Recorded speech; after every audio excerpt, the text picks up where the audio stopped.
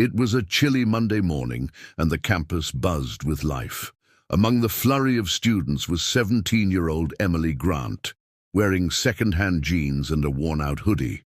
Her father, Thomas Grant, had been a janitor at Harvard for over 2 decades. Everyone on campus knew him, but few paid attention to his daughter. The janitor's kid didn't belong in their elite world. Emily had always been fascinated by numbers. While her father worked night shifts, she spent hours sneaking into empty lecture halls, watching recorded classes, solving problems on abandoned blackboards. It wasn't legal, but no one had caught her. Yet, one morning Professor Richard Pembroke, a notoriously arrogant and decorated math genius, was preparing to give a special lecture. It was for faculty and top-tier grad students only. Emily, unaware of the private nature of the session, slipped in quietly and sat in the far back, hoping to learn. As Pembroke worked through complex problems, he paused and said, "This next one hasn't been solved by anyone here. It's a challenge even to the best minds. Watch closely."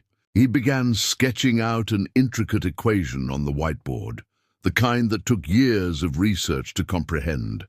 After 20 minutes of frustrated silence and furrowed brows, he turned around and said with a smirk, "Don't worry. I didn't expect any of you to get it today.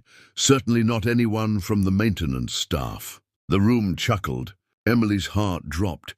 The jab wasn't subtle. He'd seen her. Trying to hide her embarrassment, she stood to leave, but something in her snapped. She turned around, her voice trembling. "May I try?" The room fell silent. Pembroke laughed. "I beg your pardon." "I think I can solve it," she said, her voice more firm now. Snickers echoed through the room. A few students pulled out their phones, ready to record the disaster. Pembroke mockingly stepped aside. "By all means, prodigy." Emily walked up, took a marker, and stared at the problem.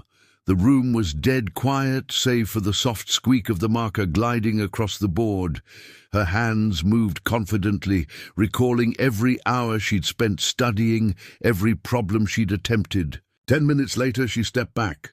No one moved. Pembroke's face turned pale as he stared at the board. He blinked, then read it again. This is correct."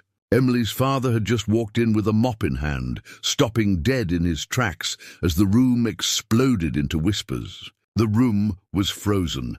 Professor Pembroke stood still, staring at the whiteboard like he had just seen a ghost. His silence only made the moment louder.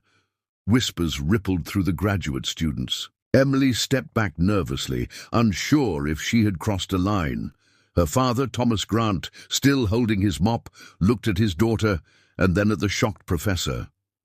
For a moment, neither moved. Finally, Professor Pembroke spoke. "Who taught you this?" Emily looked at him. "No one. I just watched lectures at night when the classrooms were empty." Pembroke's brows furrowed. "No one teaches themselves advanced non-linear differential equations." Thomas, now more concerned than proud, said, "Sir, if she's in trouble, Trouble," Pembroke interrupted.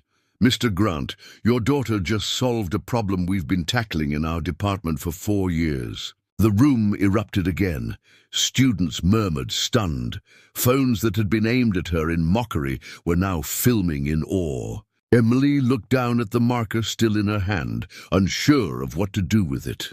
Professor Pembroke cleared his throat and faced the crowd. Class dismissed. Everyone left reluctantly, stealing glances back at Emily.